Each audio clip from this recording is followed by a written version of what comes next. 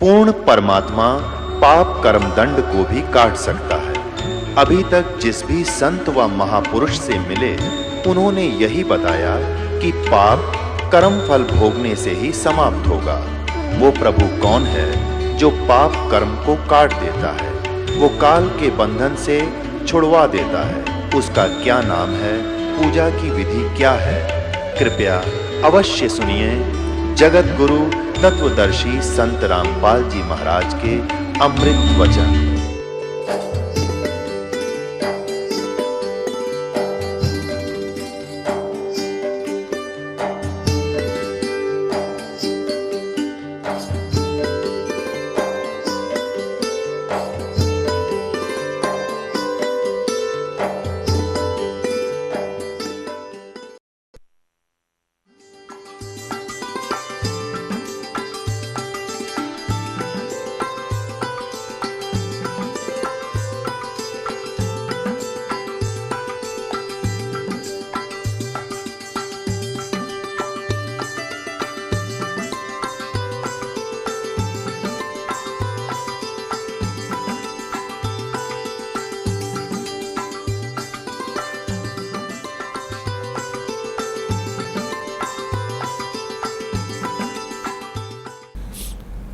दीर्घ रोग है किसी को और डॉक्टर के पास जाता है, वो बहुत वीक हो गया है, कमज़ोर घना हो गया है, तो जाते ही डॉक्टर ग्लूकोज लाता है। ग्लूकोज जो है ये रोग नाशक नहीं है, ये सहयोगी है उस उपचार में। शरीर को पानी का अभाव पूरा करती है, कुछ शरीर को शक्ति देती है, लेकिन रोग नाश नहीं होता इससे। ये भी आवश्यक है क्योंकि हम चौथे युग में आ गए, अभी तक ट्रीटमेंट ठीक हुआ नहीं, हम कति कंडम हो लिए। तो यहाँ अब पांचों यज्ञ ये ट्रीटमेंट करना अनिवार्य है। आपका पांचों यज्ञ भी करनी पड़ेंगी। एक यज्ञ है धर्म की, जैसे दान करते हो भक्त, इसमें से आपका यहाँ भंडारा चलता है, आश्रम बनाया जा रहा है, आपकी रज़ाई गद्दों का व्यवस्था होती है, दुखी आत्मा आती हैं, आते यहाँ शांति प्राप्त होती है, भगवान की कथा सुनते हैं, तो आपके द्वारा दिया गया दान आपको आबाद कर देगा। ये स्थान है वो दान करने का। और एक जगह धर्म की, दूसरी जगह ध्यान, परमात्मा का जो याद बनी रहना, उसकी भूल ना पड़े, उसकी रह रह कर याद आवे। This is meditation. वो हठ योग मेडिटेशन नहीं बख्शंतों का, ये सहज समाध है, सहज ध्यान है, ये इसको ध्यान बोलते हैं। तीसरी यज्ञ हवन की, यहाँ पर देसी घी की जोत जलाई जाती हैं, ये हवन यज्ञ होता है। और चौथी यज्ञ प्रणाम, जैसे आप दंडवत प्रणाम करते हो, ये भी एक यज्ञ बनता है। और पांचवी यज्ञ है ज्ञान की, स्वाध्याय करना, सत्संग श्रवण करना, ये ज्ञान यज्ञ है। तो जैसे ये ज्ञान यज्ञ करते रहे उसका भी लाभ है, लेकिन जब तक ये नाम नहीं होगा, ये तो ग्लूकोज है।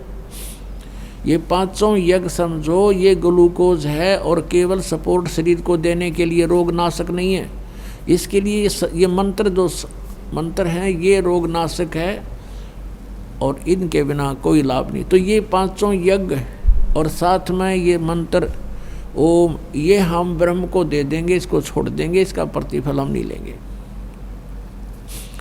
और जो प्रथम मंत्र आपको दिया जाता है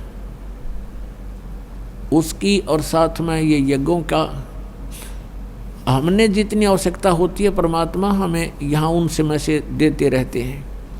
हमारे बहुत, जब हम मर्यादा में रहेंगे, ये सत्साधना करेंगे, तो परमात्मा ही हमारे सब भक्ति की रक्षा करता है। योग अक्षेम यानी भक्ति की रक्षा वही करता है, हर तरह से सुचारू रखता है, हमें व्यर्थ धन नहीं करने देगा। हम बेमतलब की डिमांड करेंगे, ये बना लें, वो बना लें, ये कर लें, अगर वो भक्ति चाहता है तो ये बकवास छोड़नी पड़ेगी, भगवान पर आश्रित होना पड़ेगा। जो परमात्मा दे करे वही ठीक होगा, हमारे हित में होगा। जैसे आप जी हॉस्पिटल में पहुंच गए डॉक्टर के पास, अब डॉक्टर ने आपको एडमिट कर लिया, तो वहाँ मरीज की नहीं चल रहा, बिल्कुल भी मरीज की नहीं चलेगी, वहाँ डॉक्टर की चलेगी, और डॉक्टर की चलने में हमारा हित होगा। आप चाहते हो कि मैं थोड़ी सी चीनी खा लूँ, डॉक्टर कहता आपको शुगर ज़्यादा है, ये नहीं टच करना, और आप फिर भी खाते हो तो मरो। आपको बीपी हाई हो गया और आपको मना किया है कि नमक नहीं खाना, घी नहीं प्रयोग करना, और आपकी फिर भी इच्छा है कि घी खा लूँ, तो डॉक्टर तो अलाउड करे नहीं, और फिर भी तुम खावा तो मर भाई। तो ऐसे ही यहाँ आप प्रथम बार तो जो पुरानी आते हैं वो दुखी आते हैं कि हमें तो संकट का निवारण हो, हमारे दुख दूर हों, हम धनी हो जाएं। तो ये तो आप पल्ला गांठ लगा लो, ये तो होंगे ही होंगे। आपका संकट भी दूर होगा, आप धनी भी हो जाओगे, क्योंकि ये प्रोसीजर अकॉर्डिंग टू द शास्त्र है। ये शास्त्र अनुकूल साधना है, भगवान का विधान है कि इससे तो लाभ होगा ही होगा आपको। लेकिन केवल ये ज्ञान इसलिए दिया जाता है कि आप इन्हीं तक सीमित ना रहना। आज एक संकट निवारण हो गया आपका और आप चले गए, ठीक हो गया, हमें राहत होगी, हमें क्या आवश्यकता हो जाने की, और फिर 20 और आ जाएंगे कर्म के पता नहीं कितने, फिर उनको कौन खत्म करेगा। तो यहाँ आपके जीवन में आने वाले प्रारब्ध के अंदर भी जो कांटे पाप कर्मों के हैं वो भी इन एडवांस खत्म किए जाएंगे, और आपको जो आवश्यक वस्तु होंगी वही दी जाएगी, और आप बेमतलब की वस्तु मांगोगे भगवान नहीं देगा, जो आपके इस उपचार में बाधक होगी। पुण्यात्मा, इतना ज्ञान दास आपको बता रहा है। शाम को 3 घंटे सत्संग किया, वैसे भी 2-2 घंटे तकरीबन कोशिश करता हूँ कि हर तरह से हर पहलू पर विचार देकर, क्योंकि प्रत्येक सत्संग में बच्चे बदलते रहते हैं, और पुण्यात्मा है वो लगातार रहते हैं उनके से, तो फिर पुण्य है ही नहीं किसी के, वो तो रंगे जाएंगे भगवान के रंग में। लेकिन जो थोड़ा समय प्राप्त होता है उनको भी दास चाहता है कि सब तरह के मिश्रण साथ एक बार खिला दूं ताकि इनको कुछ विश्वास दृढ़ हो। तो इतना ज्ञान दिया जाता है। इसका उद्देश्य ये नहीं है, नहीं तो आपको नाम दे दूं और तुम ऐसे करो, ठीक है, वो छोटे मोटे रात तो आपको मिल ही जाएंगे, लेकिन आप यहाँ दृढ़ नहीं हो सकते। ज्ञान के बिना आप यहाँ रुक नहीं सकते, और ज्ञान से ही आदमी को पता चलता है आत्मा को कि कौन सा अहित है और कौन सा हित है। आप यहाँ उद्देश्य लेकर ये आओ कि हमारा जन्म और मृत्यु का रोग कटे। ये रोग नहीं कटाते, छोटे मोटे रोग तो ईब एक कट गया तड़के दूसरा शुरू हो जाएगा। अगर ये भगवान से दूर चले गए तो कल को और रोग हो जाएगा। तो हमने परमात्मा की शरण में रहना है, और जो आपको आवश्यक वस्तु होंगी देगा भगवान, आपको अवश्य देगा, और ना भाग्य में होगा तो भी देगा। लेकिन हमारी इच्छाएं बहुत सीमित हों। परमात्मा ने उदाहरण दे रखा है, स्वयं एक मजदूर बनकर रहे, जुल्हा बनकर रहे, झोपड़ी में रहे, और हमें ये उदाहरण देने के लिए कि गरीब से गरीब आदमी भी परमात्मा पा सकता है। अब प्रसंग चल रहा है, वहीं इसी टॉपिक पर आते हैं कि अब हम त्रिकुटी पर पहुंच गए। त्रिकुटी पर पहुंचने के उपरांत अब उस सतनाम के 2 मंत्र हैं, उनमें से एक मंत्र का अकाउंट हमने त्रिकुटी पर देना है, तब हम आगे प्रस्थान कर सकते हैं, नहीं वहाँ से आगे नहीं जाने देगा ये। तो वहाँ परमात्मा आएंगे इस दास के रूप में, गुरु के रूप में, और जिस भी पुण्यात्मा की जैसी आस्था इस दास के प्रति आज बनी हुई है तो त्रिकुटी पर भी ऐसी ही होगी। इसलिए परमात्मा कहते हैं, गुरु मानुष कर जानते ते नर कहीं अंधे हैं वो, और महादुखी संसार में फिर आ गई हम के फंद। आपने गुरु जी को परमात्मा के तुल डील करना है। ये दास भगवान नहीं है, मुझे अपनी औकात का खूब पता है, लेकिन आप जी ने इस दास को एज ए रिहर्सल और इस जन्म मृत्यु के रोग की इस प्रॉब्लम को सोल्व करने के लिए, हल करने के लिए मानना पड़ेगा गुरु जी हमारे भगवान हैं। अब जैसे एक ऋण गणित के अंदर ऋण का एक प्रश्न आता है, उसमें मूलधन ज्ञात करना होता है। वो मूलधन करोड़ों अरबों का होता है, रुपए का। उस करोड़ों अरबों रुपए के मूलधन को प्राप्त करने के लिए सपोज करना पड़ता है, मानना पड़ता है, मान ले मूलधन 100 रुपये, और फिर उससे हमारी वो प्रॉब्लम सोल्व हो जाती है। फिर उस 100 रुपये मूलधन नहीं है, लेकिन 100 रुपये मूलधन माने बिना वो उस प्रॉब्लम हल नहीं हो सकती, वो प्रश्न हल नहीं हो सकता। और 100 रुपये मूलधन मानते ही वो प्रॉब्लम हल हो जाएगी और वो मूलधन मिल जाएगा जिसकी हमें तलाश है। तो इस दास को आप जी ने गुरु को सपोज करना पड़ेगा, गुरु इज गॉड। और ऐसे नहीं मानोगे तो आप फिर जहाँ भगवान होगा इस दास के रूप में, क्योंकि परमात्मा ने आपके पहचानो। अगर दूसरे रूप में खड़ा होगा तो आप बात भी को नहीं करो, और इस दास के रूप में आएगा तो आप जाते ही दंडवत प्रणाम करोगे, जैसी आपकी आस्था। यानी वो फिर अंतःकरण देखेगा। यहाँ तो आप झूठ भी बोल देते हो, कोई बीडीपी है वो भी नहीं करना जी, ठीक से मेरा नाम, मैंने कोई मर्यादा भंग नहीं करी, या कोई और अन्य पूजाएं करता है साथ में, तो वो तो वहाँ जाकर तो आपके समक्ष फिल्म चल पड़ेगी। और आपका कैसा भाव है गुरु जी के प्रति वहाँ पता लग जाएगा। गुरु मीन भगवान के प्रति। तो वहाँ अगर आपके मन में दोष रहा तो आप वहाँ से रिजेक्ट हो जाओगे। और कहते हैं वहाँ का गिरा फिर नहीं जाता, वहाँ का गिरा वापस नहीं जाता फिर कभी भी। ऐसा बुरा हाल हो जाता है इस प्राणी का। जब इतना कुछ यहाँ करवाया जाता है, समझाया जाता है, और फिर हम वही गफलत करते हैं, तो फिर अपनी करी कराई भक्ति का नाश हो जाता है। त्रिकुटी पर जाकर के परमात्मा आएंगे, वह बहुत बड़ा मेला लगा होगा, इंटरनेशनल एयरपोर्ट है।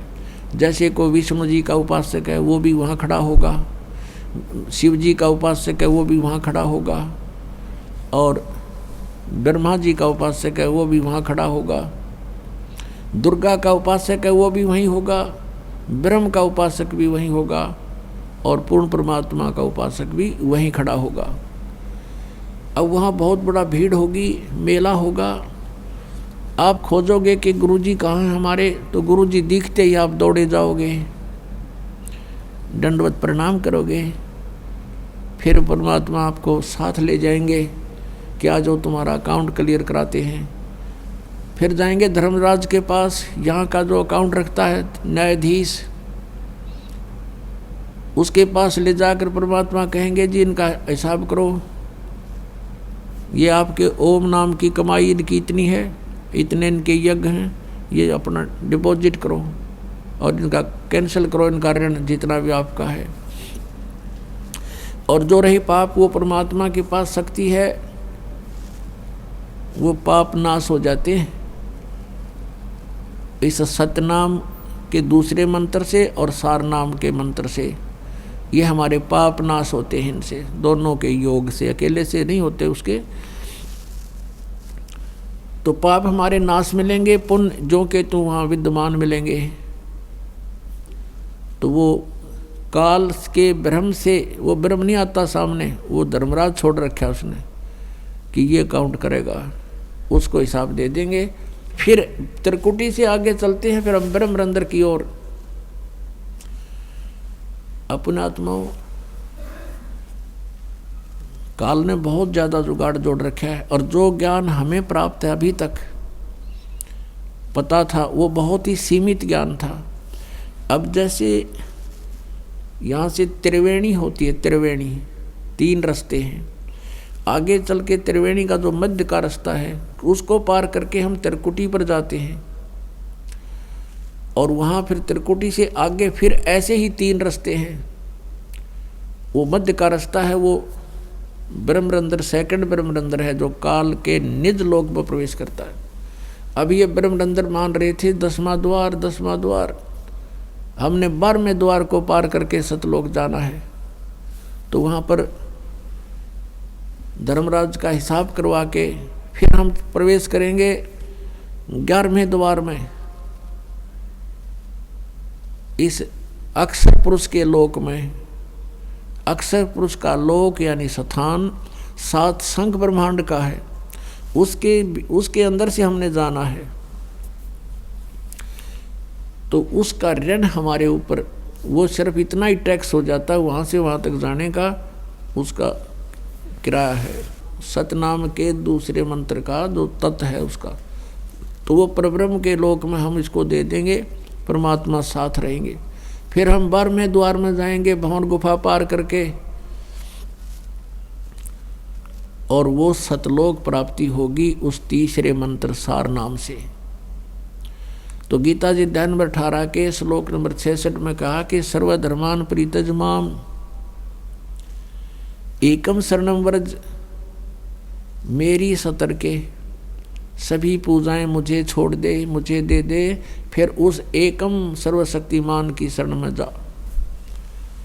तो इस प्रकार व्रज माने जाना है, आना नहीं है, ये गलत अनुवाद कर रखें। अब प्रसंग चल रहा है कि शास्त्र विधि को त्याग कर जो मनमाना आचरण करते हैं, यानी गीता जी और वेद, पवित्र चारों वेद, पवित्र श्रीमद् भगवद गीता, ये एक ज्ञान है। गीता जी में कोड वर्डों में संक्षिप्त है चारों वेदों का, और साथ में इस गीता ज्ञान दाता का इस गीता में अपना मत भी है। जो इसका अपना मत है वो हमें मान्य नहीं है यदि वो वेदों से नहीं मिलता। वेद क्या है? वेद परमेश्वर ने ज्यों के त्यों इसके अंतःकरण में फीड कर दिए थे, और इसने न्यू के न्यू बाहर निकालने पड़े। जैसे समय आने पर माता के गर्भ से बच्चा अपने आप ही बाहर आ जाता है, उसके बस की बात नहीं। जैसे किसी को वमन होती है, उल्टी होती है, तो उसके बस की बात नहीं उल्टी ना हो। तो ऐसे ही परमात्मा ने 500 वेद डाले थे इसके, ये उनको मिश्रण तो नहीं कर सका, उनमें बाहर निकला इसकी श्वासों से, उसकी श्वासों से बाहर निकला ये सारे। अब पहले तो इसको समझना बड़ा कठिन था कि ऐसे कैसे हो सकता है। आजकल बहुत आसान है।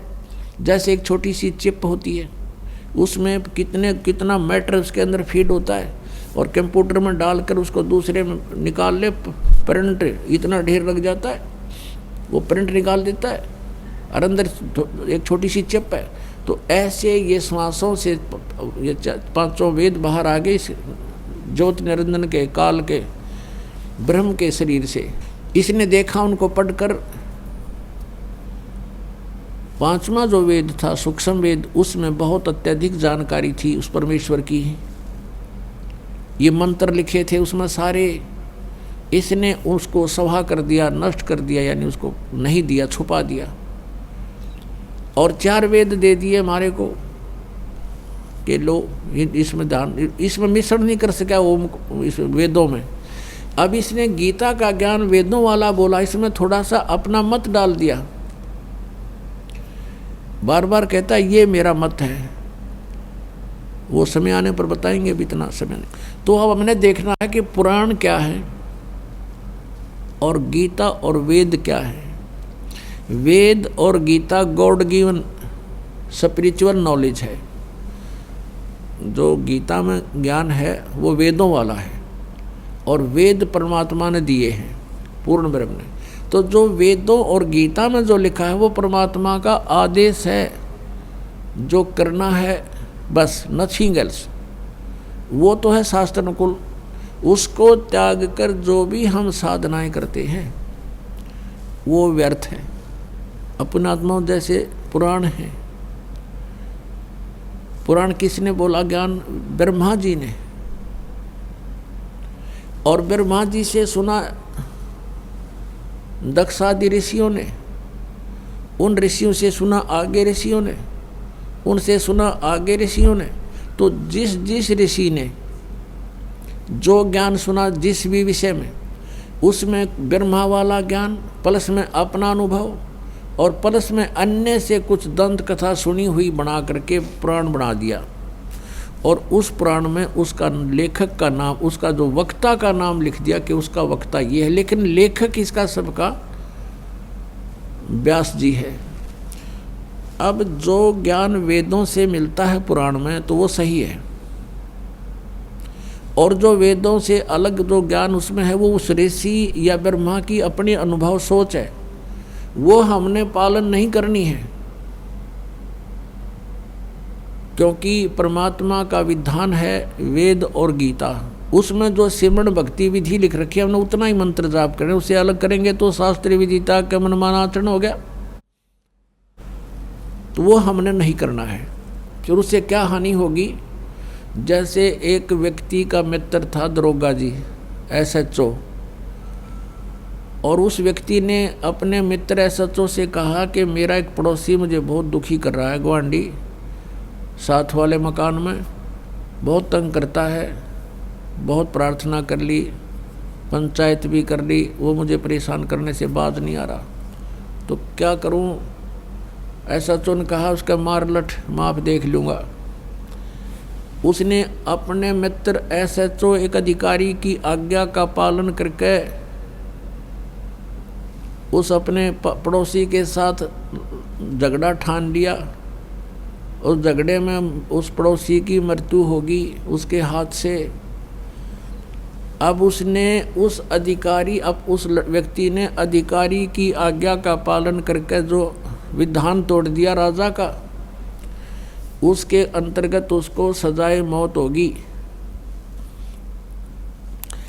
अधिकारी आज्ञा का पालन करके उसने जो विधान तोड़ दिया राजा का, उस राजा के विधान अनुसार उसको सजा होगी, वो मृत्यु को प्राप्त हो गया, उसको सजाए मौत की सजा मिल गई। तो पुण्यात्माओं, वेद और गीता ये परमात्मा का विधान है। इसके अतिरिक्त पुराण जो हैं ये किसी ऋषि और यहाँ के ये ब्रह्मा विष्णु या शिव ये अधिकारी हैं, इनकी आज्ञा है उसके अंदर। यदि उनकी आज्ञा वेदों से नहीं मिलती है, उनके भक्ति की विधि, तो वो शास्त्र विदिता के मनमाना आचरण है। यानी वो विधान, भगवान के विधान को भंग करना है, एक अधिकारी की आज्ञा का पालन करना है। तो उससे ये सज़ा मिलेगी आपको जैसे उस व्यक्ति को मिल गई, एक SHO की आज्ञा का पालन करके राजा का विधान टूट जाने से उसको सजाए मौत हुई।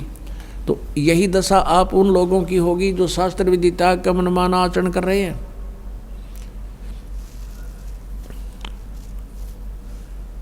तो पुण्यात्मा,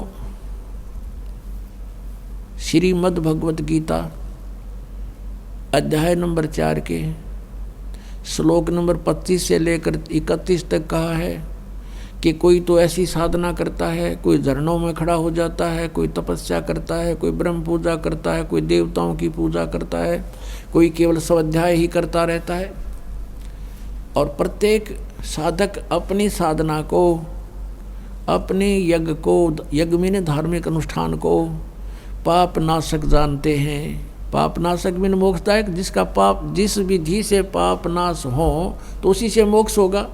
पाप हमें मोक्ष नहीं होने देते, लेकिन वो सभी अपनी अपनी साधना को पाप नाशक जानने वाले हैं। अब गीता जी अध्याय नंबर 4 के श्लोक नंबर 32 में कहा कि सच्चिदानंद घन ब्रह्म की वाणी में इन्हीं यज्ञों के बारे में बहुत विस्तार के साथ से लिखा है, कौन सी करनी चाहिए और कौन सी ना करनी चाहिए, उनमें सारा ज्ञान है। तो वो तत्व ज्ञान है, उस तत्व ज्ञान को तू तत्वदर्शी संतों के पास जाकर समझ, वो फिर बताएंगे, वो आपको फिर साधना बताएंगे उस परमात्मा की कैसी करनी चाहिए और कौन सी ना करनी चाहिए, वो त्याग भी। तो वो सच्चिदानंद घन ब्रह्म की वाणी, कबीर परमेश्वर की वाणी, यानी जो परमात्मा ने स्वयं आकर अपना ज्ञान अपने मुखारविंद से बोला, या वो ज्ञान जो अपने मुखारविंद से बोला हुआ एज इट इज किसी संत को दे दिया, जैसे आदरणीय गरीबदास साहिब जी को दिया, आदरणीय नानक साहिब जी को दिया, आदरणीय मलुकदास साहिब जी को दिया, आदरणीय धर्मदास साहिब जी को दिया, आदरणीय गीसादास साहिब जी गांव खेखड़ा उत्तर प्रदेश वाले को दिया, और आदरणीय मलुकदास साहिब जी को दिया। तो इन महापुरुषों का तो दास को ज्ञान है जिनको भगवान मिले, और उनकी वाणी भी दास ने पढ़ी है। उनके अपने सतर की जो ज्ञान है वो बिल्कुल जो का जो सुख संवेद से मिलता है, सच्चिदानंद घन ब्रह्म कबीर वाणी से मिलता है, मेल खाता है। इसके अतिरिक्त जो साधना हम करते हैं वो गलत करते हैं। अब सच्चिदानंद घन ब्रह्म की वाणी आपको सुनाते हैं। जैसे हम सोचा करते थे कि ये साधक घर त्याग गया, जंगल में चला गया,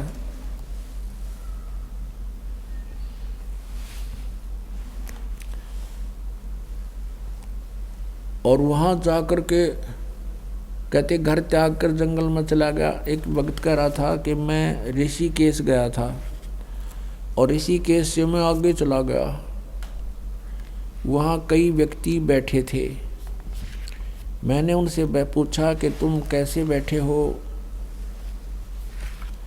उन्होंने कहा कि यहाँ जंगल में गहरा था, वहाँ जंगल सा था, झाड़ बोझड़े थे,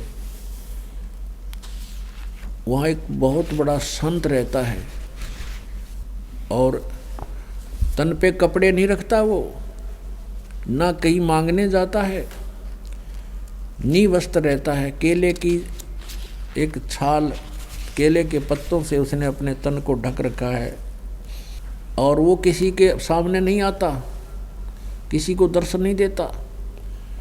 तो मैं भी वहाँ बैठ गया। कहते हैं वो कभी कभी निकल के आता है। तो एक बार कहते हमने ध्यान से देखा, जब उसकी तरफ देखा तब उसने हमें देख लिया, तो एकदम मुंह पीछे को मुंह कर लिया और भाग के गहरा चला गया। तो वो बता रहा था कि यदि दर्शन हो जाते तो मेरा बेड़ा पार हो जाता, बस थोड़ी सी कसर रहेगी। अब उसको कौन समझावे, क्योंकि ज्ञान है नहीं। साच कहूँ तो जग मारे, भगवान कहते हैं। अब परमात्मा क्या बताते हैं, डंब करें डूंगर चढ़ें। कई साधना करते हैं, ऊपर बैठ जाते हैं ऊंचे से स्थान पर जहाँ से सबको दिखाई दे कि वो बैठा साधक। डूंगर माने ऊंचे स्थान पर, टीले पर, ताकि दूर से देखे बाबा जी तपस्या कर रहा है, दुनिया इकट्ठी हो जाए, वहाँ पहुँचा उसकी वाह वाह हो जाए। कहते हैं डंब करें, डंब माने पाखंड करते हैं ये लोग। डंब करें डूंगर चढ़ें, अंतर झीनी झूल, और जग जाना यो बंदगी करे यो वो है सूल बबूल। ये तो काटे वो अपने अगत में, जनता जाने बोली श्रद्धालु जाने भक्ति कराए। फिर क्या बताते हैं, केले की कोपीन है, यानी केले के पत्ते का लंगोट बना रखा है शरीर पर, कुछ नहीं। और फूल पान फल खाही, नरक का मुख नहीं देखते, जो बस्ती निकट ना जाही। वो जंगल के रोज हैं जो मनुष्यों बिद के जाही, निस्तिन फिरो उजाड़ मैनो परमात्मा पावे नाही। कि केले की पत्तियों की लंगोट बना रखा है। आदमियाँ तो बेदक कब आग जा हैं, वे मनुष्य के दर्शन नहीं करता और फूल पत्ते फल खा कर अपना गुजारा करता है। कहते हैं वो तो जंगल के रोज हैं, रोज नील गाय धक्के खाते अंडे, उनते भी नंगे फिरे हैं। जब तक सच साधना नहीं है, सच्चा मंत्र नहीं है, चाहे निर्वस्त्र रहे, चाहे कितने वस्त्र पहन, चाहे लाल पहन चाहे पीले, कुछ तो आपको कोई लाभ नहीं होगा। जब सच साधना मिल जाएगी तो परमात्मा ने बुद्धि दी है, अपने कपड़े जितने आवश्यक हैं वो अवश्य ग्रहण करो। इन बकवादों में कुछ नहीं दे रहा। हम पहले जब गुरुजी के पास जाते थे, छुडानी गुरुजी आते थे हमारे, तो वहाँ और भी साधु जो नकली आते थे, तो वो क्या करते थे, कई एक तो केवल एक बस एक कपड़ा बांधते थे पर्दे पर, तय मनसा घुटना तो ऊपर ताई का, और बाकी नी वस्त्र रहते थे शेष। उसको अवधूत कहते थे, अवधूत। वो एक अवधूत बैठा एक दिन, और उसने उस सर्दियाँ के दिन थे, वो बैठा बरंडा में एक खम्भे का उस पिलर का कड़लाएँ, और नो का पे सारा नो का पे। मैं हम भी उसके पास बैठ के, महाराज जी क्या हो गया? बोला नहीं भजन कर रहा हूँ मैं, टट्टू भजन कर रहा है, तेन जाडे में तो सांस नहीं आ रहा। भजन तो जब हो तेरे पास रजाई हो, आराम से बैठ कर भजन करिया, गर्मी कपड़े पहन ले तो भक्ति होगी आपसे। बोला चल चल अपना काम कर, हम अवधूत हैं, हम कपड़े नहीं पहनते। बताइए न कौन समझावे सिर फिरा ने। सारा कापन लाग रहा, जाड़ बाजे, अन्यों का भजन करूँ, टट्टू भजन। अब भजन की भक्ति ना तुम्हारे पास, तुम करके रही हो, पहली बात तो नाम नहीं है। गुरु बिन काऊ न पाया ज्ञाना, जो थोथा भूछड़े मूड के साना। गुरु बिन वेद पढ़े, जो प्राणी समझे ना सार रहे अज्ञानी। तो इस तरह की साधना करते हैं तो परमात्मा कहते हैं कि नर का मुख नहीं देखते, जो बस्ती निकट ना जाही, उन नाम गणे महात्मा मान्या करते। गांव में भी नहाता आदमी नहीं देख के भीतर भाग अंदर भाग जाता है जंगल में, कहते वो जंगल के रोज हैं। आदमियाँ तो बिदक का बाजे मानस, कोई बात हो यो आदमियाँ तो फड़क है, मनुष्यों बिदका जाही। और निस दिन फिर उजाड़ में नो परमात्मा पावे नाही। तो सारा दिन उजाड़ में धक्के खाओ, नो भगवान नहीं मिले। भगवान के पाने की विधि है, वैसे ही मिलेगा। डेरे डंडे खुश रहो और खुश रे लहना मोक्ष। और दुरुप्रहलाद पार हो गए, फिर गृहस्थी में के इस डेरे में के दोष। एक तरफ तो आप कहते हो ध्रुव भी पार हो गया, प्रहलाद भी पार हो गया, और फिर खुद प्रेरणा करते हो कि ब्रह्मचारी रहो। ये कुछ भगत बताते, इसको सारा जड़ंगा फैला रखा है न ज्ञानियों ने। एक भगत कह रहा था कि जी, किसी को बता रहा था कि न, बोला मेरा गुरुजी तो बाल ब्रह्मचारी है, और भाई गुरु तो ब्रह्मचारी चाहिए, गृहस्थी ठीक नहीं। तो उसे कोई भगत ने कहा कि भाई तेरे तू क्या है, तो आप बताओ, गृहस्थी हो या ब्रह्मचारी हो? बोला ना मैं तो बाल बच्चेदार हूँ। फिर तू टिंडे लेगा ब्रह्मचारी के गेला, तुझे क्या मिलेगा? वो अगर भक्ति होगी, परमात्मा मिलेगा, तो ब्रह्मचारी नहीं मिलेगा। तू क्यों डलेड हो रहा है फिर उसके साथ? और परमात्मा कहते हैं डेरे डंडे खुश रहो और खुश रह लेना मोक्ष। तेरे गुरु ब्रह्मचारी तो पहले तो वही जड़े हैं, कति ब्रह्मचारी कंटिन्यू, कोई किसी प्रकार का खंड नहीं होता उनका। तो वो पार होंगे, तेरे नंबर लेट देर से आएगा, उसमें दोष भी आ सकता है। तो कहने का भाव ये है कि जो परमात्मा का विधि विधान है उसके अनुसार चलते हुए डेरे डांडे खुश रहो, यानी घर पे भी खुश रहो, ये चिंतित ना हो। और ये खुश रहे लहना मोक्ष। दुरुप्रहलाद पार हो गए, फिर गृहस्थी में के दोष बकवाद निस्वाओं भगवान ने नियमित रहना होगा।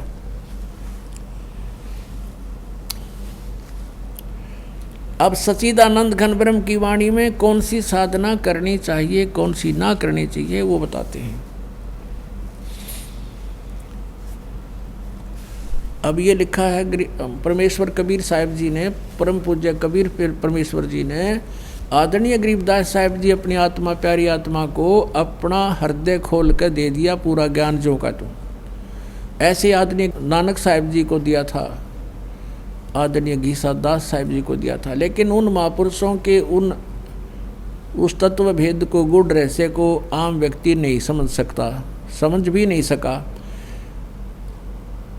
और उनके जाने के बाद उनकी वाणी संग्रह की गई है, तो वो वर्तमान में कोई कोशिश करता उनसे पूछने की तो अवश्य बता जाते, लेकिन नाम बताने का आदेश उनको नहीं था, इसलिए वो नाम अभी तक गुप्त रहा, सतनाम।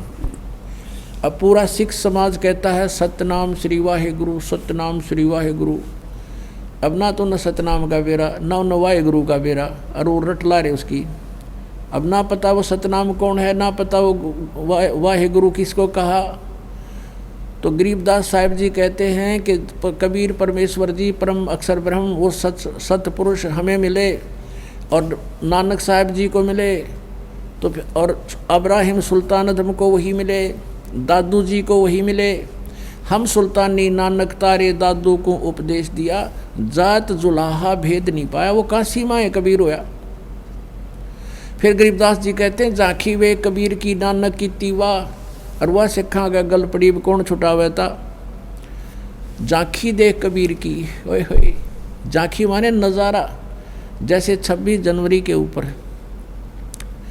अपने भारतवर्ष में गणतंत्र दिवस मनाया जाता है, तो प्रत्येक स्टेट, प्रत्येक राज्य में जो कुछ भी प्रोग्रेस कार्य हो रहा है, कोई ऐसे कोई स्थान है विशेष, तो वो एक ट्राले के ऊपर, ट्रैक्टर की ट्राली में उनके अलग अलग से एक बनाए जाते हैं चित्र, उनके एक मॉडल बना कर रखे जाते हैं वो दिखाने के लिए। तो तो वहाँ कहते हैं ये हरियाणा प्रांत की झांकी आ रही है, देखिएगा झांकी में नज़ारा, उसमें जो कुछ भी हो रहा है। फिर पंजाब प्रांत की झांकी आ रही है, ये देखिए इसमें क्या क्या वहाँ की क्या क्या व्यवस्थाएं हैं। तो ऐसे सतलोक की झांकी देख के नानक की वाह ओए होए वाह वाह गुरु, ये है वो परमात्मा, वाह वाह, ये है वो असली स्थान जहाँ सारा ही सुख है, वहाँ तो खचड़ा भरा मृतलोक में। और फिर परमात्मा ने क्या कहा था, जब सतलोक में पहुंच गए नानक साहिब जी की आत्मा, और परमात्मा जो नीचे से जिंदा रूप में उनके साथ गए थे, वहाँ वही जिंदा वाला रूप तख्त पर विराजमान हो गया। और फिर नानक जी से कहा था कि प्यारी आत्मा आप काशी में जाइए, वहाँ मैं प्रगट हूँ जुलाहे रूप में, कबीर नाम है मेरा, और मेरा ओरिजिनल नाम भी सत हक्का कबीर है, सत कबीर है। अब नानक जी को की आत्मा को तीसरे दिन छोड़ा, वापस भेज दिया। उधर से उनको दरिया में डूबा हुआ मान लिया।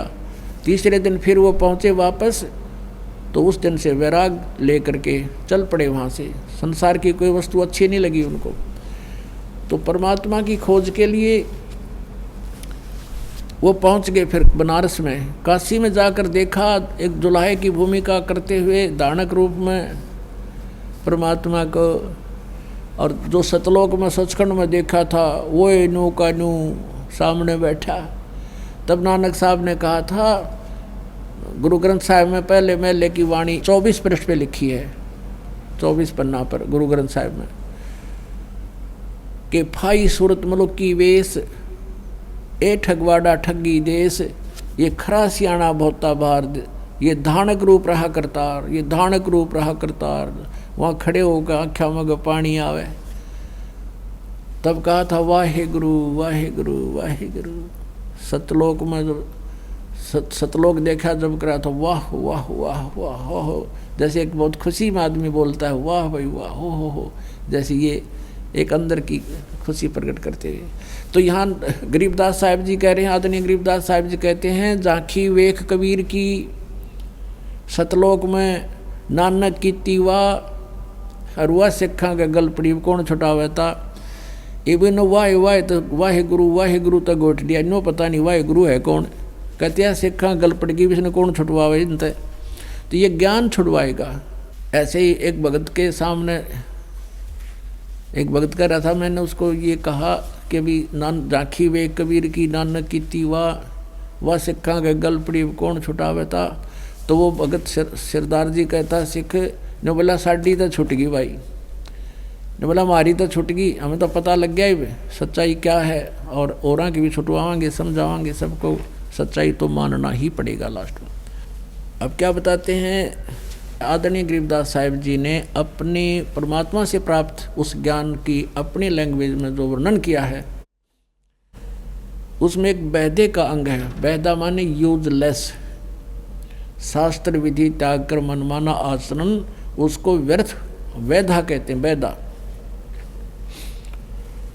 सट दर्शन सट बेख कहावे, बहुविध धूंधू दौर मचावे, ये तीर्थ व्रत करें तर बीता, वेद पुराण पढ़त हैं गीता, यो भी बैधा है बैधे से भेद अलैदा, यो भी बैधा। यानी क्या बताते हैं कि सठ दर्शन सठ भेख कहावें, सठ दर्शनी संत, ये 6 भेख हैं, 6 प्रकार के ग्रुप हैं। एक सन्यासी, नागा, गिरिपुरी और ये वैष्णो, इस तरह ये 6, ये 10 नामी, ये सठ दर्शन सठ भेख, सठ माने 6, सठ भेख कहावें और बहुविध धूंधू धार मचावें। इनकी साधना देखा तो इन्होंने सोचा भाई तो तोड़ पाड़ रहे हैं। जैसे क्या करते हैं, एक समय की बात है, हमारे गांव में एक बल्लेगिरी गांव, बाबा जी यानी नाथ परंपरा से है वो, और दूसरे गांव में रहता, लेकिन गांव वालों को पता नहीं, उनको ज्ञान नहीं, उनको जैसे कोई कह वैसे मान लेते हैं संतों की। तो उसने वहाँ पर जून के महीने में 41 दिन का एक वो रखा था तप, धुनिया के बीच में बैठना, 5 अग्नि जला लेते हैं चारों तरफ और बीच में बैठना होता है 3 घंटे। वो 11 बजे से और 1 बजे तक बैठा करता है और फिर सुल्फे पाड़े अपना बैठ के अलग से सुल्फे नरे सुल्फे पियो उड़ा नो कहते 80,000 का तो सुल्फा पी गए वो बीर उसके और साथी और गांव के लफंडर टाइप के थे वह, और उसमें 7-8 लाख रुपये उसका दान आया था। तो वो क्या करता था, हमने एक फिल्म बनवाई थी उसकी, वो जैसे भी प्रक्रिया कर रहा था वो क्या करता था, बड़े बड़े तो जटा थी उसके शरीर के और एक लंगोट बांध रहा था, पूरे शरीर पर बाल्टी में राख घोल के पानी में और पूरे शरीर पे लेप कर लेता था, पूरे पे, मुंह पर रोड़े कर सारे कमर पे पैरों पे, और 5 अग्नि जला दी जाती, 5 दोने अलग अलग, और बीच में बैठ जाता। जब वो पूरे सलग लेते ना उपले और फिर वो धंधकने शुरू हो जाते, जब बीच में जाकर बैठ जाता। और जो उसकी बड़ी जटा थी पूरी भारा, बड़े और भी उसमें जोड़ रहा था, बांध रहा था कुछ और भी बाल बोल, तो उनको बाल्टी में राख वाली बाल्टी में पानी में नो पूरा अंदर डाल के और उसको पूरा गिल कर लिया, गिच पूरा गीला करके और ऊपर लपेट लिया सिर पे, बैठ गया। अब उपलों की अग्नि, उपले गोसे जो सलग लेने के बाद उसके बाद अपने आप उनके ऊपर राख लगनी शुरू हो जाती है, और उस राख में इतनी रेजिस्टेशन पावर होती है, रेजिस्टेंस पावर है अग्नि को, अपने आप रोकना शुरू कर देती है। वह धीरे धीरे मंदी तो अग्नि पड़ जा, आध घंटे के बाद अपने आप उसके ऊपर राख आनी शुरू हो जाती है। और फिर उसने सारे का गिल्ली राख लपेट रखी, लीप रखा, मड प्लस्टर सा कर रखा। अब वो नहीं आँच ना आने दे, अंदर नहीं जाने दे, और जब वो जहाँ से भी अधिक आँच लगेगी वो सूखने को हो जाता है, तो उसने वो बाल खोल लिया पूछड़ सा और नो लटका लिया पाछे ने, और जिस साइड में भी उसने गर्मी लगती है उसको ऐसे मार लिया सिर से, वो पूछड़ सा सारे गिल्ला उसने फेर कर दिया राख ने। ऐसे वो 3 घंटे बितावे, और औरतें गांव के भोले बाड़े उसकी परिक्रमा करें, अगबेड़ा पार होगा तो बेड़ा गर्क करे था तुम्हारा। तो यहाँ क्या बताते हैं, सट दर्शन सट बेख कहावे, बहुविध धुंधु दौर मुचाऊं। देखो तो बहुत तोड़ पाट रहा है जून के महीने में, तो वैसे बार ना खड़ा हुआ था हरियाणा, पंजाब, राजस्थान, मध्य प्रदेश, उत्तर प्रदेश में था, और वो बैठा बाहर कति नो सोचे बड़ा जिन्हें तो तोड़ पाट दिया, यानी धूम धार मचावे, डूंडा ठारे। सट दर्शन सट बेख कहावे, बहुविध धूम धार मचावे। तीर्थ व्रत करें तरबीता, वेद पुराण पढ़त हैं गीता। 4 संप्रदा 52 द्वारे, जिन्हों नहीं निज नाम बिचारे। और माला घाल हुए हैं मुक्ता, ये सटदल उआ बाई बकदा। आय है कहते माला पैर ली 4 गले में, बाबा जी का भेष बना लिया, इस तरह मोक्ष हो गया। और सटदल उआ बाई बकदा, उआ बाई बकरे इनके पास यथार्थ ज्ञान नहीं है। और वेद पुराण पढ़ते हैं गीता, गीता में कहीं नहीं लिखा ये नाम तुम जाप करते हो ये करो, या गीता जी में और वेदों में कहीं नहीं लिखा जो हठ योग तुम करते हो ये करो। फिर उनको पढ़ने का क्या लाभ हुआ आपको। बैरागी बैराग न जाने, बिन सतगुरु नहीं चोट निशाने। 12 बाट बेटम बिलोरी, सट दर्शन में भक्ति ठगोरी। ये सट दर्शनी जो साधना करते हैं इनके अंदर जीवन नाशक साधनाएं हैं, या भक्ति ठगोरी है, ठगी की भक्ति है। और बैरागी बैराग न जाने, इनको बैराग का पता ही नहीं। बैराग घर त्यागने से नहीं, आत्मा में होता है, परमात्मा की तरफ विशेष कसक हो, सब विकारों से अपने आप हट जाएगा, वो है वैराग। और बिन सतगुरु नहीं चोट निशाने, सतगुरु के बिना वो यथार्थ मंत्र मिले नहीं, तो वो निशाने पर चोट लगे नहीं तो बात बने नहीं। सन्यासी 10 नाम कहावे, शिव शिव करे न संशय जावे।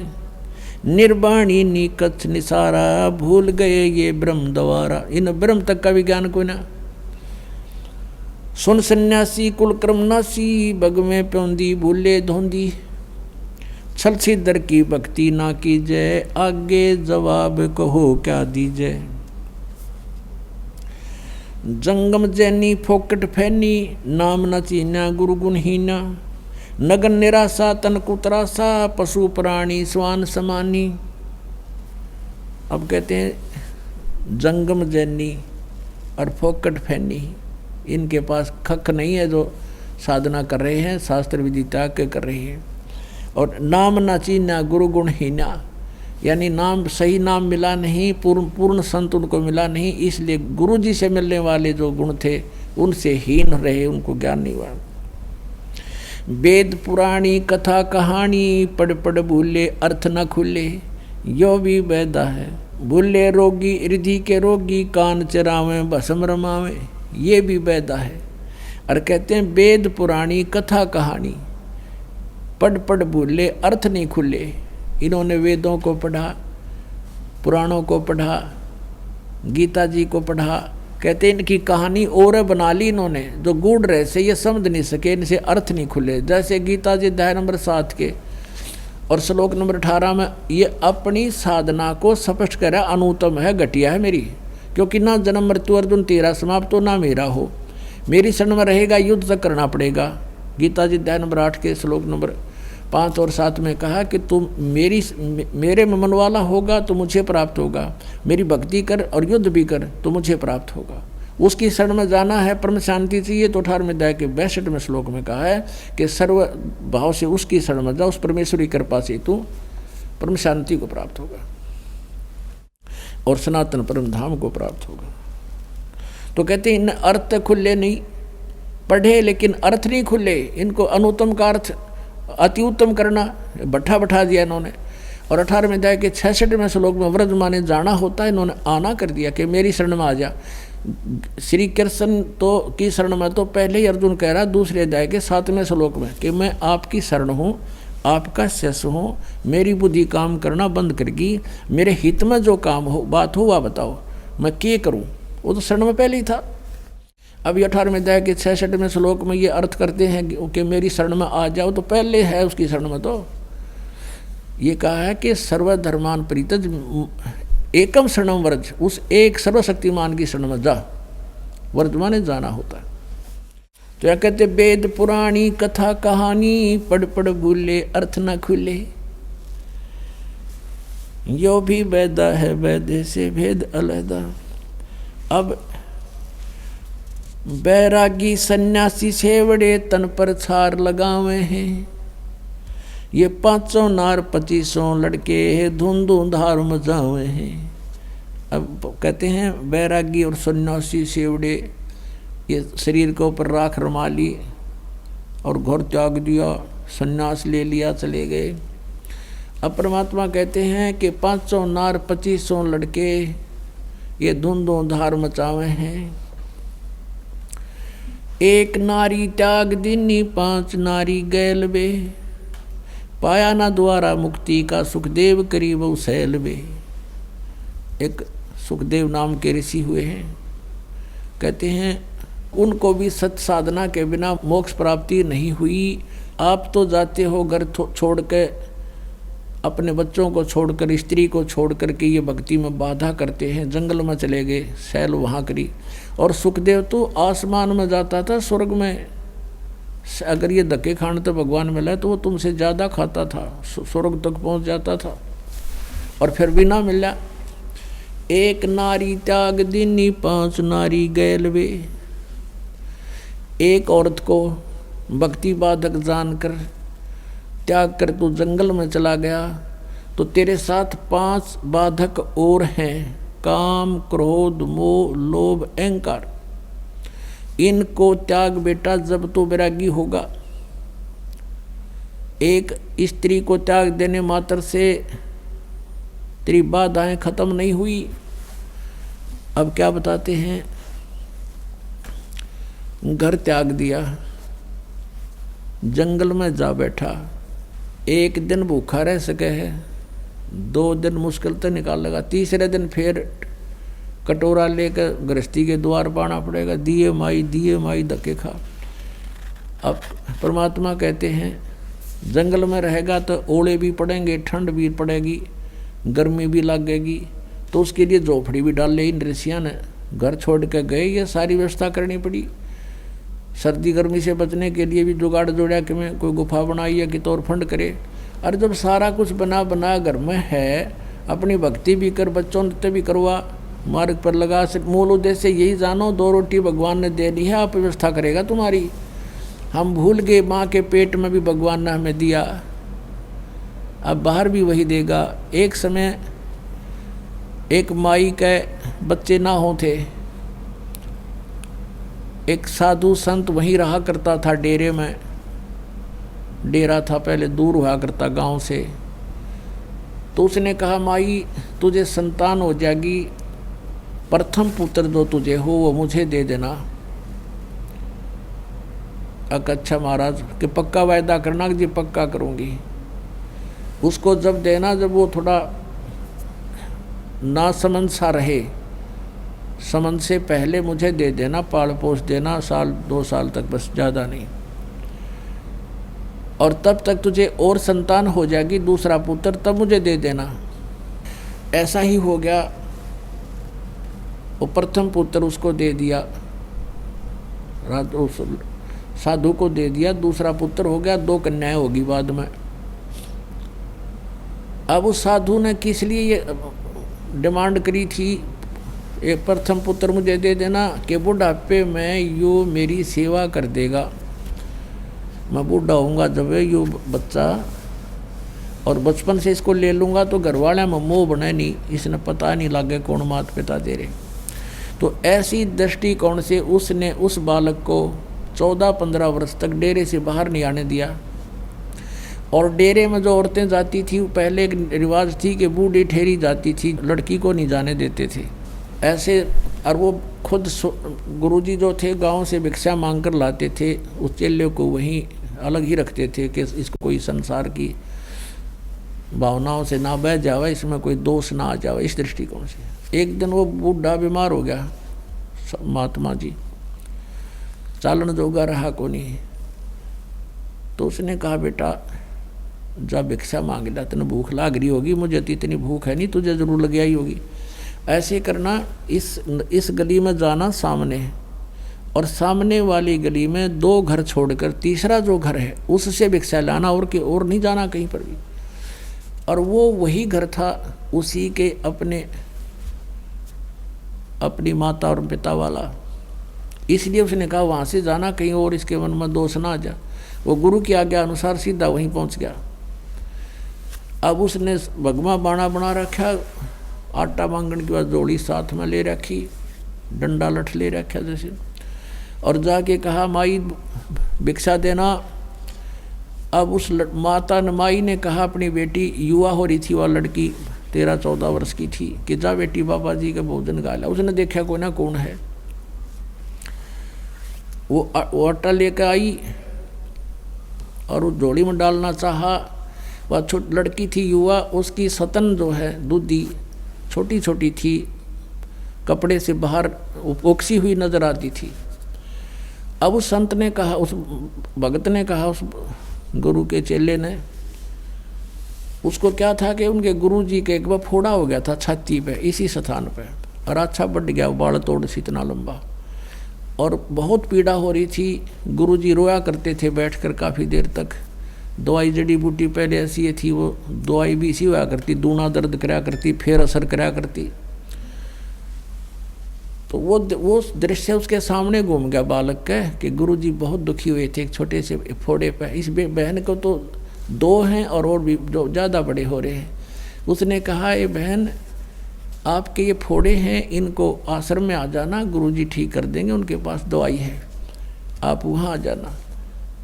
तो वो लागी गाल देन, ढेर इतना शर्म नहीं आती तो अपनी बहन के बोड़े फोड़े ठीक करवा ले, तो यूँ कर ले, 36 गाल सुना दी। अब वो असमंजस में पड़ गया, भैया बहन क्यों ऐसे बोल रही है। तब उसकी माँ आई, आवाज़ सुन के कहने लगी, भाई क्या बात होगी बाबा जी, क्या बात है बेटी, क्या कह दिया महात्मा ने? अग्नो का यो दुष्ट बोला, आजा तेरे फोड़े ठीक करवा दूँ आश्रम में। तो उसने कहा, माई मेरे गुरुजी के फोड़े हो गए थे, छाती पे था एक फोड़ा, और उस तो बहुत दुख पाया करते थे। मैं तो वैसे कहा था बहन आपको भी पीड़ा हो रही होगी, वहाँ जाना। तब उसकी माँ ने कहा, बाबा उस वक्त जानगी कि बोला भगत से, इसने पता कोई ना सारी कहानी का। फिर उसने बताई कि महाराज जी ये बेटी है मेरी, और फिर इसका विवाह होगा, ये फोड़े नहीं है, इसका विवाह होगा, विवाह होने के बाद इसका संतान होगी, और संतान जब होगी तो इन सतनों में दूध है उस बच्चे के लिए, इसलिए ला रखी भगवान ने कि उस बच्चे के लिए दूध आवेगा, इनमें दूध इससे पिया करेगा वो। फिर उसने महात्मा ने सोचा, पूछा कि माई कब होगा इसका ब्याह बेटी बहन का? कि अभी तो बेटा या बालक है, 1-2 वर्ष में इसका ब्याह करेंगे, और फिर संतान 1-2 वर्ष के बाद संतान भी होगी। अच्छा, तो भगवान को इतनी चिंता है कि उसके गर्भ में बच्चा होगा, बच्चा बाहर आएगा, और फिर वो दूध भगवान इसके सतन में भेज देगा। हाँ ठीक समाई। वो चल पड़ा वहाँ से, और वो जोड़ी उड़े फेंक आया, वो जो मांगन वाली ले रहा था साथ में, अन्ना भिक्षा लेकर गया, वहीं फेंक कर वापस आ गया। वापस फेंक कर आ गया तो गुरुजी ने पूछा, बेटा क्या बात है, भिक्षा नहीं लाया? अक नहीं गुरुजी, परमात्मा ऐसे ऐसे मैंने कहानी सुनी है भगवान की कि बच्चा बाहर आने से पहले उसके दूध की व्यवस्था कर देता है। हाँ क्या बात होगी? तो फिर गुरुदेव अब हम अपने भोजन की चिंता हम करें तो हमारे जैसा नालायक नहीं, जब हम उसके लिए बैठे यहाँ पर, फेंका जोड़ी में तो आप पर देगा भगवान। वो बाबा जी ने सोचा, अच्छा नालायक टकराया, ये मन नहीं भूखा मारेगा और आप भी मरेगा। अब उसको विश्वास नहीं था, उसका बालक था, वह बात दृढ़ होगी, क्योंकि पिछले संस्कार भी होते हैं जो इस तरह की बातें विश्वास होता है। वो बैठ गया किलो जाके, बाबा जी लाचार, वो चल नहीं सके था, उसके मुंह का नहीं देखे, बेटा तू उठा ला जोली ने। अगर नहीं गुरुदेव, और आपकी सारी बात मानूंगा पर ये नहीं मान सकता मैं। अब वहाँ गांव में, नगर में, उस गांव में पता चला कि भाई बाबा जी बीमार हो गए, महात्मा तो बीमार हैं, और चेला नालायक से वह जोड़ी बियाड़े फेंक गया। तो प्रत्येक ऐसे बात फैल गई गांव में, तो कई घरों में 10, 15, 20 घरों ने क्या सोचा, रोटी बनाओ फटाफट। भोजन तैयार किया, खीर तैयार किया है, बढ़िया भोजन, सब्जी बनाई, रोटी दूध ले करके और चल पड़े। वहाँ पहुँचे महाराज जी, पता लगा था भगत न, वहाँ पर जोड़ी वहीं फेंका, थैला भी आटा नहीं लाया, और भोजन बना के लाए, खीर भी खिचड़ी भी, ले खा लो। बाबा जी ने सोची, भाई चलो रोटी तो खा, पहला जिसी खाई जा, राजा बेटा तो भी खा ले। बैठ के खाने लग गया। आखा देखो, इतने में दूसरा आ गया, इतने में तीसरा आ गया, उड़ लाइन लाएगी, 20 आ गए, नो ले लेकर रोटी, बाबा जी रोटी लाए, रोटी लाए। तब उस बाबा जी की आँख खुली रहते रह गए, जब भैया भगवान जब यहाँ ऐसे दे रहा है, आराम मांगते फिरें। जब उसने कहा कि जब भगवान 4 साल पहले एडवांस हमारी व्यवस्था किए हुए है, तो क्या आज नहीं उसको ध्यान है हमारा? तो पुण्यात्माओं, ये उदाहरण है। आप हमारा इतना विश्वास ना बढ़ता, हम केवल कर्म करें, क्योंकि हम इस योग्य हो गए, यहाँ कर सकते हैं, और फिर उस पर विश्वास करें, फिर देखना। अब जैसे कबीर परमात्मा जी थे, यह कथा लंबी है, फिर सुनाएंगे। अपना कपड़ा बुनते थे, जो मेहनताना आता था उसी से अपना परिवार पोषण करते थे। परमात्मा का अपना परिवार कोई नहीं था। मुँह बोले 2 लड़के थे, जो लड़का और लड़की 2 बालक थे, जिनको मृत जीवित किया था किसी कंडीशन पर, और माता पिता थे, वो भी उनका जन्म नहीं था, परमात्मा स्वयं आकर प्रकट हुए थे। नीरू और नीमा ने केवल उनके उठा ले गए थे, बच्चे रूप में परवरिश की लीला हुई थी। तो वो 4 सदस्य और थे, एक परमात्मा, उससे अपना गुजारा करते थे, और बाकी जो बचता था उसको भी पुण्य में लगाते थे। फिर किसी ने झूठी चिट्ठियाँ डाल दी थी, 18 लाख व्यक्ति आ गए थे एज ए गेस्ट, तो परमात्मा ने 18 लाख को 3 दिन तक मोहन भोजन खिलाए थे। कहते हैं कल्प के कारण कौन है, कर सेवा निकाम और मन इच्छा फल देऊंगा जो पड़े मेरे ते काम। बोलो सतगुरुदेव।